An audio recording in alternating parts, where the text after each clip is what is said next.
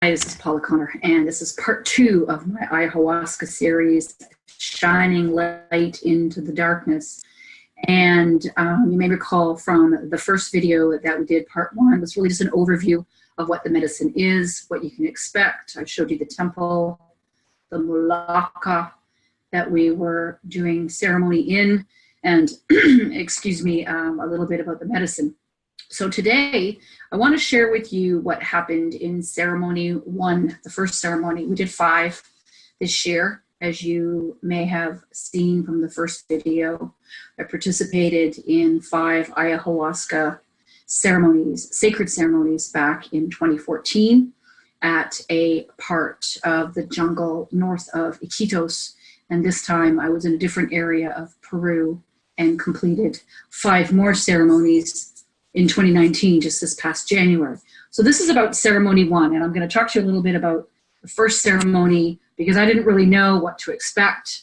I didn't know how to interact with the visions or the experience so that I could glean and learn the most I could from it. And so you'll see a bit of a difference from the first one to the second one. So in the first ceremony, obviously, we had 18 or 19 people from all over the world, and the curanderos created a first batch of ayahuasca and were mindful of the doses that everyone received during the first ceremony to make sure that they understood how we would all respond to the medicine. So I took a half dose first, not too much happened, and then took a second dose. It's about the size of a decent size shot glass of the medicine. And what happened with me the very first time, which is really common, I've discovered, is I had a lot of pain in my stomach. And that is where we hold a lot of emotion. A lot of our emotions, stored, warehoused emotions that have not been integrated in a healthy way, are stored in the stomach. So I had a lot of pain in the stomach. And like I explained to you in the first video as well, usually quite a bit of purging. It can happen through vomiting or through the back channels, purging. During the first time I did this, I didn't experience any purging, but had a ton of pain. And from a vision perspective, you know, I could see eyes everywhere. There were colors woven together, looking at my notes here, like triangles and circles. And what happened was there were like little monkeys that were like dancing frenzied, you know, like in the side of a mountain where you'd see like little theater balconies. All these monkeys were dancing crazy in the size of a mountain. I saw a red dragon. And again, I'm not interacting with any of these, right? I'm just laying on my mat, seeing these, not really knowing what to make of it. I saw a red dragon, and then I saw this really big fish or a whale, and it had like lipstick on, earrings, these really big bushy eyelashes. There were ETs I saw, and then a very large snake with a leopard head. And I learned afterward that that was actually the spirit of ayahuasca, otherwise known as Mother. And that's often how she shows up. That's the spirit of ayahuasca and Mother. There were a bunch of gremlins that were making faces at me. And I remember I was like, come on, you don't have to be like that. But that was really much it. You know, the benefit of that first ceremony came after, because what's really interesting about working with ayahuasca is your dreams and your meditations support what was uncovered in the ceremony. So it happens after the insights and the awarenesses happen afterwards. So that was like the first time. That was the first time back in 2014. And this time was significantly different in Peru just this past January in 2019. So now I'm fast forwarding 4 years. So this time I took a small cup of ayahuasca, around, I guess, 2 ounces, like a decent sized shot glass. And we started ceremony about 9 p.m., 9 o'clock in the evening. We went into the temple, and I mentioned to you before, you don't have to wear sacred white clothing, but we chose to, because the whole purpose of this was to uncover anything in the subconscious mind, attitudes, behaviors, fears, limitations that are holding me back from achieving my highest potential. Looking at your fears, looking at your ego, basically looking at all of your shit so that you can transform it and be the best that you can be. So I took a dose at 9 p.m. and within 15 minutes, for me, it hit me like a Mack truck. I was very aware of the distortion that I was witnessing. I was seeing like it was synthetic. Everything was fake. It was synthetic, parasitic. I could see parasitic thoughts, falsehoods, illusions, like a synthetic reality. And I knew it was not real. Then the medicine showed me these parasites, like they were worms. Oh, it was awful. They showed me the parasites. And with that, of course, I purged a few times. That brought forth the vomiting. And when that ended, as soon as I stopped vomiting, there was this massive, huge ball of light and a flash. And I could feel the medicine moving around my entire body. And I think I had mentioned to you the first time that the ayahuasca plant medicine pulls toxins from every cell of your body.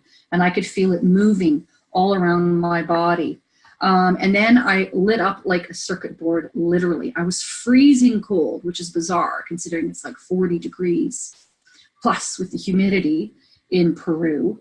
And I had like electrical currents going throughout my whole body with little pinpoints of shock, you know, like little shocks, you know, when you get static cling in your hand, like that, but amplified by about 100 in my foot, in my shoulder, it was like literally like a pinball machine circuit board being lit up. I was on my left-hand side and my left foot was super itchy. As I say, I'm shivering cold. I've got a blanket on. It's like really warm. And of course the cold is often associated with releasing, letting go of like negative energy, old stuff that no longer serves you. So I was aware that I was on my left side, which is of course the fetal position. And it's often a position when that we would take when we're looking to avoid trauma or not wanting to look at stuff. So I moved over onto my back.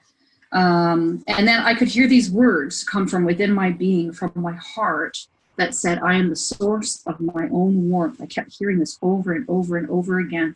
And then I could feel this warmth move through my whole body and then down into my feet. I did not like the reality that I was being shown. I was aware that it was false, and I didn't like it. So it wasn't in a sense of being resistant to it, but more of a choice. And I didn't want this choice. I didn't like it, and I became aware that I had the power to play with these visions if I wanted to. Like I'd mentioned earlier, the first time I engaged with the plant medicine, I didn't really know what to do with it. I didn't know what to say to the monkeys. I didn't know I could have this two-way communication with the visions that were being presented. So I became aware that I had the power to play with these visions of parasitic falsehoods, if you will, the synthetic reality if I wanted to, or I could choose differently. And I started to look for Mother Nature. In all honesty, I'm looking for the plants because everything I could see was synthetic. It was like, the only words I can think of was like strippers and cocaine and porn and debasement and everything that's beautiful being distorted and twisted into something that was ugly. So I started looking for Mother Nature, Mother Earth. Mother Earth, where is the mother? Where is the mother? Where is nature? Where are the plants? Where are the flowers? Where is the organic? Where is the real? And as I started doing that, I could feel myself being lifted up out of the falsehoods. And I had agreed to trust with the mother, with Mother Earth, Mother Nature. And I allowed myself to be seen fully. And what happened there was I noticed I had gone back onto my side. So I went back onto my back. And I said out loud, I hide nothing from you. So I made sure that I was back on my back. And then I had all kinds of like gurgles going on in my stomach and didn't feel very good going on in the tummy. And while I was given that image, it was like a character from the movie Fantasia or Beauty and the Beast. And it was, cleaning. It was like they were shining a faucet like a water tap. And it was either like sterling silver, a polishing silver, or like stainless steel. And, it was kind of weird because I was aware of that falsehood over there, but I had chosen to be with the truth of Mother Earth, Mother Nature. And I had a sense of being reborn, you know, and my third eye, the milk of the mother. But I had an awareness of this presence around me. They were being very, very patient with me about releasing more before more gifts would become on board or activated. And they were waiting for me to get up and go and purge again using the back channels. They were very, very patient. And I got up and I'd walked outside as best I could to the washrooms, which are outside of the temple, in the best way that I could walk. And it was really funny. I started, you know, singing out loud. I can see clearly now, the rain has gone. I was kind of like giggling out loud. And I was so grateful because the release was really, really gentle. And I'm like chilling out all by myself in the darkness, in the jungle, by myself out in the loo. And then I started to sing, oh gosh, it's from the fifth dimension, the when the moon's on the seventh house and Jupiter aligned with Mars. That song, I started singing that one out loud as well, which is really funny. I was just in such a good place. I was in bliss. It was like I had lifted myself up out of the falsehoods. And like I said, I felt like I was being reborn again. And it felt like the king had been crowned.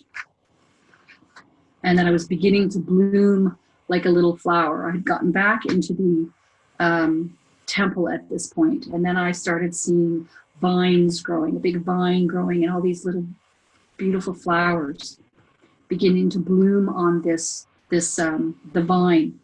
I had asked actually for an OBE, an out-of-body experience, and was immediately transported out of the temple into my home with my partner, which was a super cool experience. And I'm not going to share that with you because that was really, really cool and really special. But when I did get back to the temple, I saw some being which looked like a bit sort of scary, I guess you could say, or demonic. Not really scary, but demonic looking, and just sent them love. And they transformed into a dragon. And then we took off for a flight. And really for the rest of that ceremony, I really just laid on my mat in the darkness with lots of in their own process. And I spent the rest of the evening in bliss, really in bliss. Yeah, so grateful for it. And it kind of felt like, it felt like a journey in mastery, in self-mastery. I had mentioned before that I have wonderful teachers. Paul Selig and the guides are one of my fantastic teachers. And he's written 7 books with the guides, dictated 7 books with the guides. And I made all of the claims that we learned in those teachings during the ceremony. And what I mean by claims is you are what you claim you are. So if you say that you're never going to meet the man of your dreams, or you're never going to be wealthy, or never going to be doing this or that, then that's what you are claiming for your own experience, because you are sovereign in your own creations. And that first ceremony really illustrated to me that I had the power to choose my own experience based on, what's put in front of you. And it was really profound. That was the first ceremony. So when I come back next time, I will share with you ceremony 2. I just reviewed it again today, the first time since January, because it does take up to about a year, I would say, to integrate what you learn. As I mentioned before, your dreams and your meditations and your ponderings all, cultivate an experience of expansion in your own transformation as a human being. So that's all I have for you today. I hope that you enjoyed this. I hope that you found it insightful. I'm going to leave all the links at the bottom of this video to my website and my YouTube channel and how you can reach me. And thank you so much. If you like this, please like and share, and I will talk to you soon. Thanks so much.